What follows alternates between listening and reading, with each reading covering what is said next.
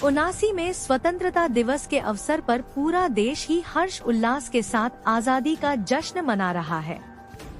सभी भारतीय उन बलिदानियों याद कर रहे हैं जिनके संघर्षों ने हमें आजादी दिलाई।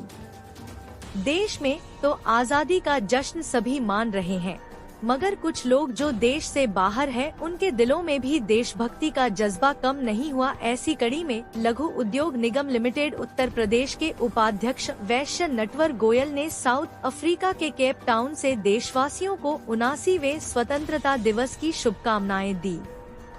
वह इस समय अखिल भारतीय वैश्य महासम्मेलन द्वारा आयोजित कार्यक्रम के चलते साउथ अफ्रीका के केप टाउन में है।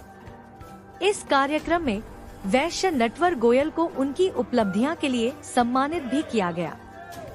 इस मौके पर उन्होंने कहा कि यह आजादी हमें बहुत ही संघर्षों के बाद आजादी प्राप्त हुई है। हमें उन सभी स्वतंत्रता सेनानियों की बलिदानों को हमेशा याद रखना चाहिए, जिन्होंने अपना सर्वस्व निछावर करके हमें आज आजादी की सौगात दी। इसके साथ ही उन्होंने कहा कि आज वह उसी जगह पर हैं जहां पर 1893 में महात्मा गांधी को रंगभेद के कारण अपमान का सामना करना पड़ा था, और इसी अपमान के चलते महात्मा गांधी ने यह शपथ ली कि वह अपने देश से किसी तरह इन अंग्रेजों को बाहर करेंगे, जैसे उन्होंने उनके साथ किया।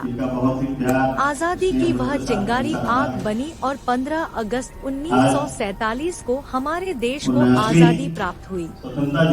अब हमारा यह कर्तव्य है कि हमें अपने देश की एकता और अखंडता को बनाए रखने के लिए साथ मिलकर कार्य करना चाहिए। देशवासियों को 79वें स्वतंत्रता दिवस की बहुत बहुत शुभकामना, बहुत बहुत बधाइयाँ। ये स्वतंत्रता हम लोगों को न ही भीख में मिली, न ही इतनी आसानी से मिली। ये हम लोग को याद रखना पड़ेगा। आज अखिल भारतीय वैश्य महासम्मेलन के बैनर तले एक बड़ा कार्यक्रम साउथ अफ्रीका के केप टाउन में संपन्न हुआ। मुझको इस बड़े कार्यक्रम में शिरकत करने का मौका मिला। आज का ये शुभ दिन हम सभी को, हमारे आने वाली पीढ़ियों को हमेशा याद रखना चाहिए।